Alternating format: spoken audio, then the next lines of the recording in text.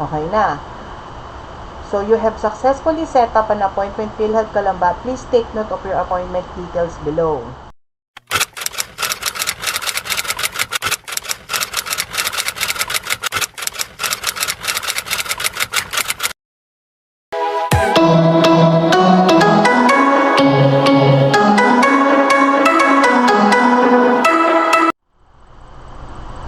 Hi! Kamusta po kayo? Sana po ay okay po kayong lahat. Sa mga hindi pa po nakakakilala at bago pa lang po sa aming channel, ako nga po pala ang inyong Ate Apple ng Team Chesa Apple. Masaya po ako at binisita niyo po kami sa aming YouTube channel.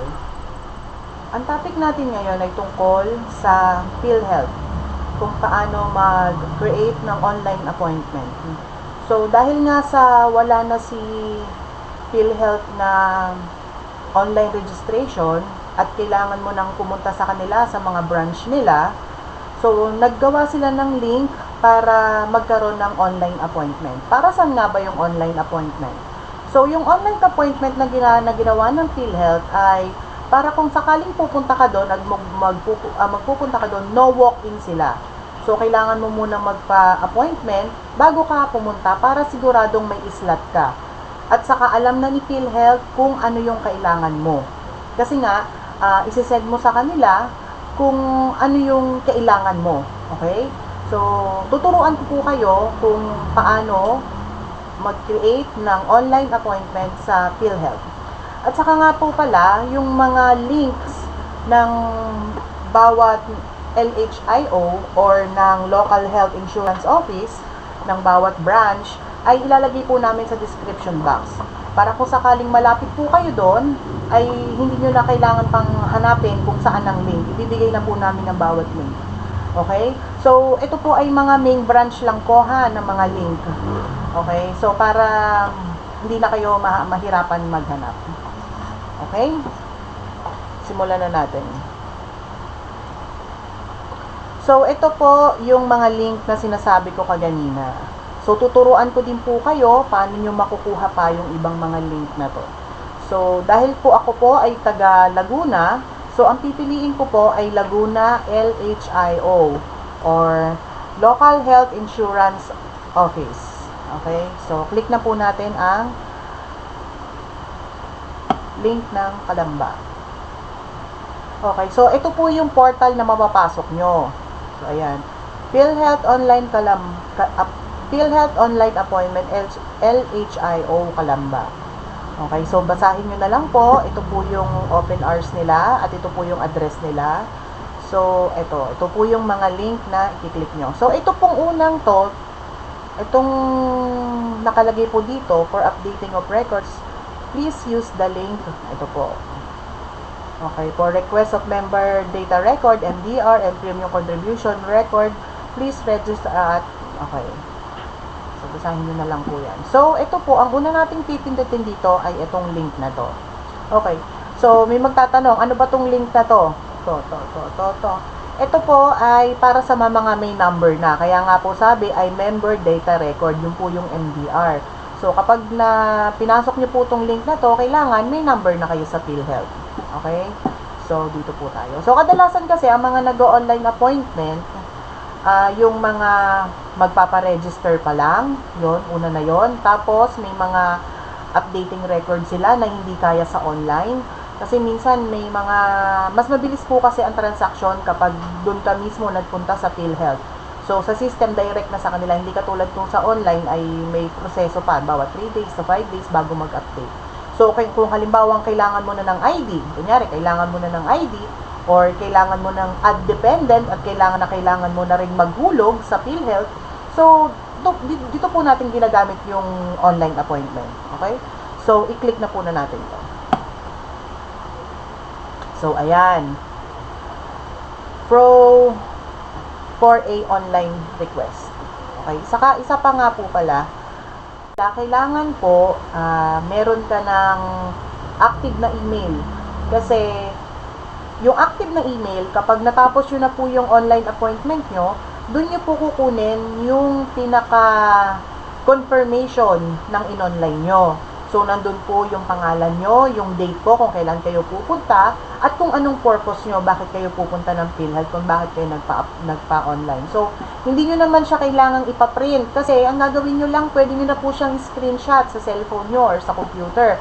So, stip nyo na lang or screenshot nyo kung sakaling sa cellphone kayo gumawa. Kasi ipapakita mo lang naman yun sa guard na katibayan na ikaw ay naka-online. So, kailangan, kapag naglagay po kayo ng pangalan, kailangan kung ano yung naka-register na naka-online, syempre, yun din po yung ipapakita nyong ID, kung ano man po yung dala nyo, kung ID man po o birth certificate. Okay? So, eto. So, dito po natin ilalagay si email.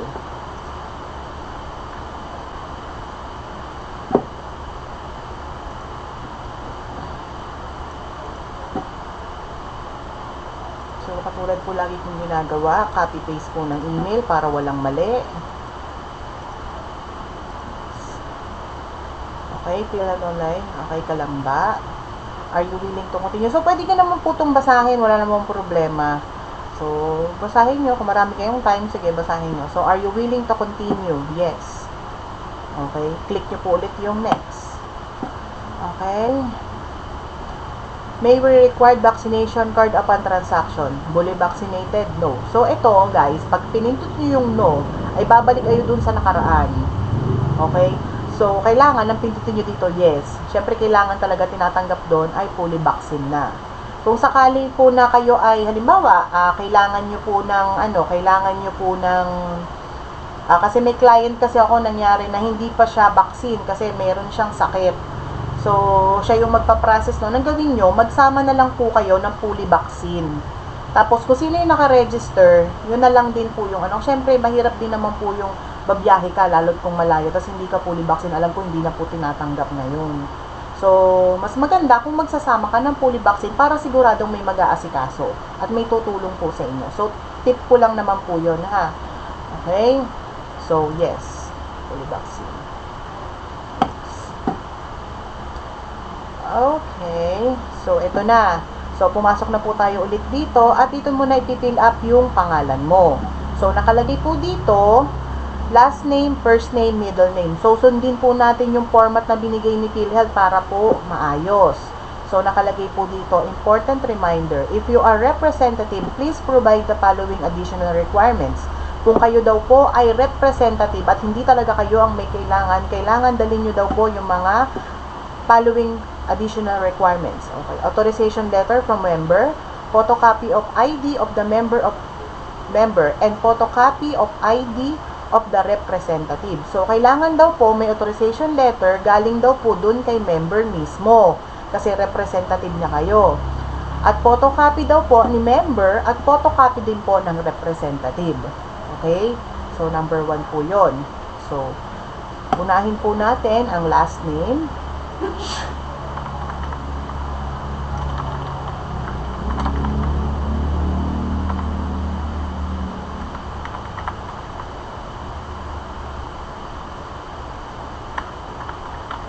Okay, so naisulat ko na kung ilang taon na. At kung ito po yung sinasabi ko kanina, yung purpose mo, type of transaction. So, employer, submission of compliance, employer registration, HCI or professional accreditation, new and renewal, pick-up of accreditation ID, submission of compliance, claims, official receipt, payment, updating of record with confinement, change of civil status, additional dependent, and correction details. Okay. So, sa lahat ng ito, ang may papaliwanag ko sa inyo ay itong nasa dulo. Updating of record with confinement. Okay. So, kapag ganito po yung mga kailangan niyan, syempre, mga kumbaga sa lahat ng yan, kailangan may ID kayo or kaya may birth certificate kayo. Okay. So, pag magbabayad kayo, syempre, kailangan dala niyo yung pera. Syempre, magbabayad kayo, di ba? Okay. So, piliin nyo na lang kung ano po dyan. Click na lang po natin yung payment. Okay. Pag natapos natin dito sa type of transaction, dito po tayo sa date of appointment. Okay. So, nandito po yung mga date ng mga available na date para mapili nyo kung ano kailan kayo available para siguradong makakapunta kayo. Pili na lang kayo. So, ako po ay dun sa Kalamba. Okay, piliin na lang po natin yung pinakamaaga. Okay, March 9. So, yun, submit na siya. Okay? So, bago nyo i-submit, lagi nyo munang i-check para sigurado. Baka po kaya mamaya ay misspelling kayo at mali din yung lagay nyo ng date. So, para sigurado, double check bago mag-submit. Okay? Submit. Okay, PhilHealth Online ka ba? Okay na. So, ito ay tapos na. Ibig sabihin po, pag ito na ang lumabas, tapos na yan. So, ito po yung, dito po sinasabi ko na dito pa papasok kung bakit kailangan ng email address. Kasi, yung confirmation po ng online appointment nyo ay magsisend po mismo doon sa email address nyo. So, pagkatapos, punta tayo ng email address. Okay, check natin. Okay, ito na siya. PhilHealth Online Appointment. Nasa taas po. Okay na. So, you have successfully set up an appointment, PhilHealth Calamba. Please take note of your appointment details below. Okay, so ayan, screenshot. Sabi ko nga po sa inyo, screenshot nyo or snip nyo, save nyo na lang sa phone nyo. Kung gusto nyo, pwede. Kung wala rin naman kayong dadaling phone, pwede nyo ipaprint. Wala pong problema yon. So, ayan, nandyan po yung details kung kailan po kayo pupunta. Okay. So, importante po to para po papasukin kayo ng guard. Katibayan na kayo ay naka-online appointment sa araw na yon at para wala rin pong problema. Kasi sayang naman po yung punta nyo dun eh. Kasi, kunyari, malayo, sobrang layo nung pinanggalingan nyo. Tapos, pagpunta nyo dun, di rin kayo papapasukin. Diba? So, alam ko, ito po, itong binibigay ko pong link na to para po to sa mga sa mga main branch po ng PhilHealth. Ang alam ko, sa mga satellite na branch ng PhilHealth, meron din po silang link. Katulad po dito sa Laguna, meron po dito kaming sa may Santa Rosa Robinson, at meron din po kami dito sa may Robinson Galleria. So, alam ko meron din po dyan. Nakapost po yun sa Facebook ko. Kung mapapanood nyo to at taga Laguna kayo, nakapost po yun sa FB ko. Hanapin nyo na lang po dun yung link ng Robinson Galleria. Okay? So, para makapagpa-appointment po kayo. Or, pwede nyo naman akong i-PM. Try natin kung mahanap natin yung ibang link nila. Okay? Try lang natin. Pero, so, isilagay na lang po namin to sa description sa baba para po kayo na rin po yung makapagpa-online. Okay? Okay, yun na nga po. So, yun po ang step by step ng pag-create ng online appointment sa PhilHealth. So, sundin nyo lang po kung ano po yung ginawa ko para po makagawa kayo at makakuha kayo ng slot ng appointment para sa PhilHealth. So, para hindi naman po sayang ang pagpunta nyo. Kasi, sa pagkakaalam ko po, no appointment, no entry sa kanila. So, kung magwo-walk-in po kayo, siguraduhin nyo na may appointment kayong ginawa para hindi sayang. Okay? So, at huwag nyo lang din pong kakalimutan kung ano yung mga requirements na kakailanganin nyo. Katulad po ng birth certificate, ng valid ID, at kung ano man po ang sadya nyo sa kanila na ipapaverify nyo. So, huwag nyo pong kalimutan yung mga yon. At huwag nyo rin pong kalimutan magdala ng alcohol at tubig, sigurado, at maraming tao sa PhilHealth. So, gawin nyo rin po ang social distancing para maiwasan kung ano man po ang mga dapat nating iwasan. Yun po. So, maraming salamat po sa panonood, at kung pwede po sana, kung bago lang po kayo sa aming channel, ay paki-like, share, and subscribe na rin po, at pahit na rin po ng notification bell para po update po kayo sa mga susunod pa po at sa mga upcoming pa po naming mga videos. Okay? So, maraming salamat po sa panonood, at hanggang sa muli po ulit. Salamat!